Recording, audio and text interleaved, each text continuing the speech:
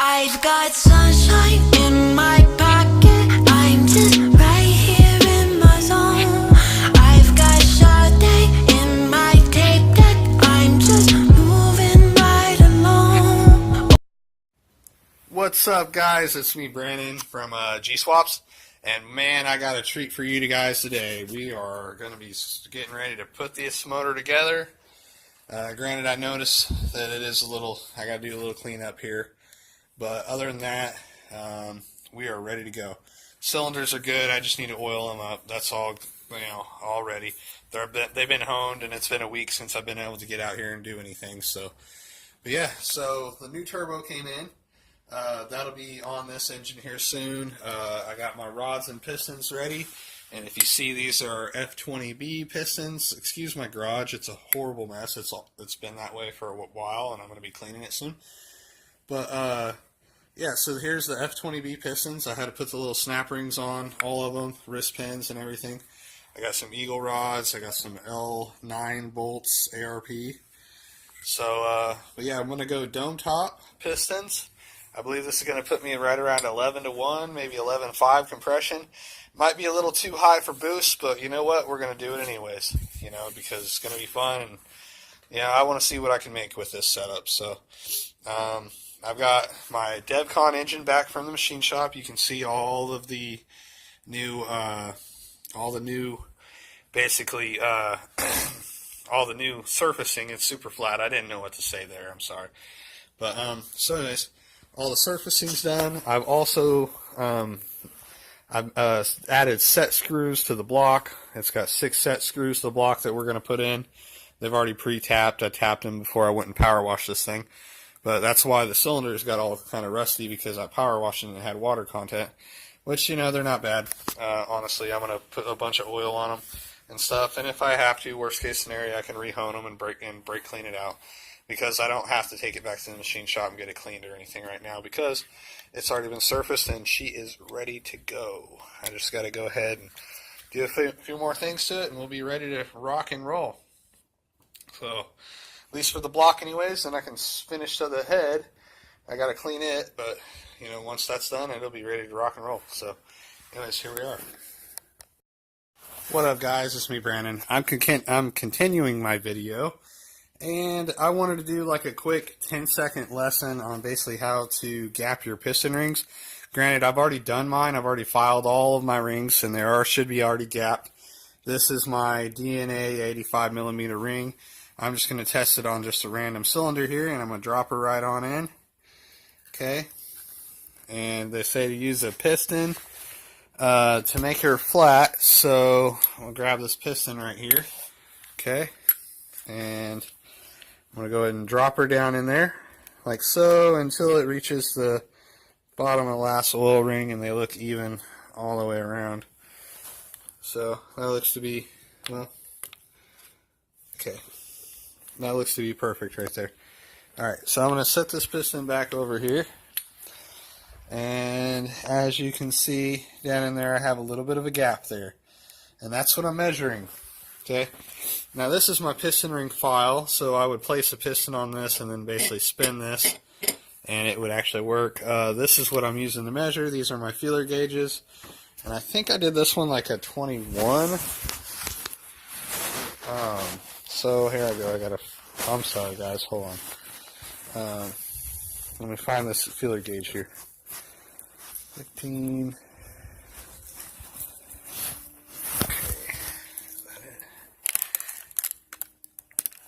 Okay, so I did this one at a 19. This is my top ring here. It looks to be.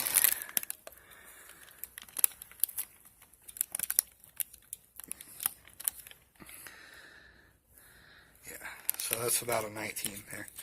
Okay, so basically you want to check them with your feeler gauges just like so. That was a 19 that I gapped them to. And let's see here. Oh yeah, that's right. So this is gapped right. And then, like, say if I'm going to go ahead and I'm going to file them, I'll go over here to my piston ring file. And guys, give me a break. It's so super hard doing this one hand.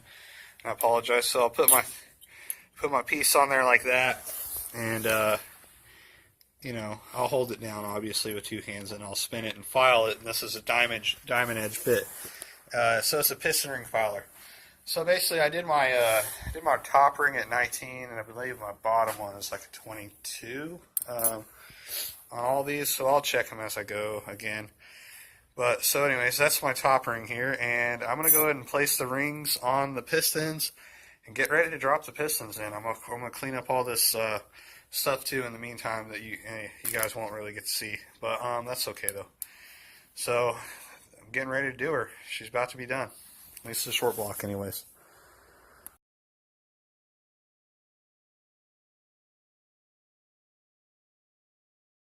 What up, guys? We officially got the first piston in. Well, technically number 4 piston. And I'm cleaning these up as I go, one at a time, oiling them, and dropping the pistons in. It went in like butter, by the way, guys, for anybody wondering. Like, oh man, fuck. What up, guys? It's me, I'm back.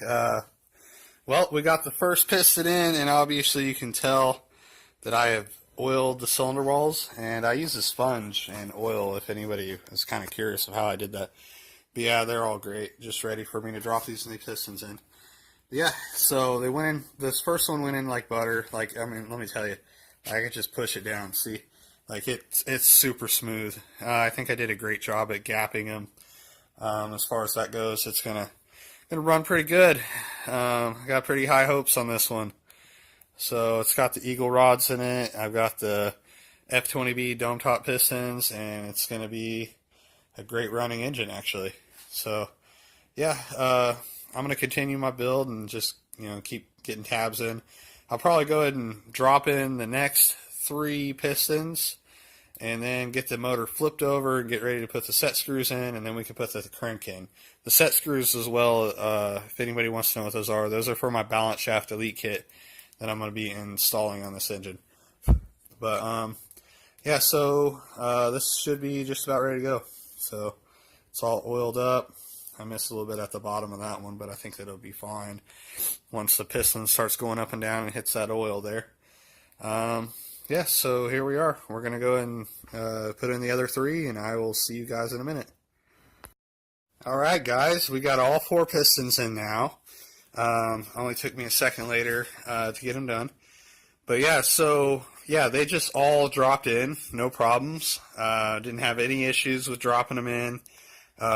Always use oil when you guys do this. It makes this so easy. But yeah, now I'm going to be flipping this engine over, and I'm going to be getting ready to basically go ahead and put the crank in and torque the rods down, torque the crank down, and yeah, put the oil pump on, stuff like that. This motor is about done. I just want to go through and show you guys a few of my tools. Like, okay, so here's my piston ring compressor. You might have seen it on my H21 video when I was building that engine. Basically, yeah, it's nothing special, just a little Harbor Freight or AutoZone one. Granted, I would like a better one, but hell, you know what? All 4 of these pistons are in the block, so I guess it gets the job done. That's all that matters. But I don't know. In due time, I will get better tools.